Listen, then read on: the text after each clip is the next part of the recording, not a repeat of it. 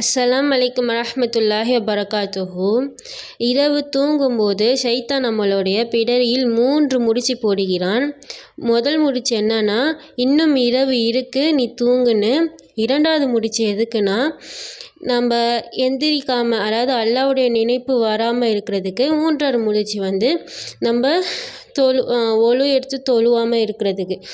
அதில் ஒரு மனிதன் அல்லாஹ்வை நினைவு கூர்ந்து எந்திரிச்சிட்டானா முதல் முடிச்சு அவிழ்கிறது.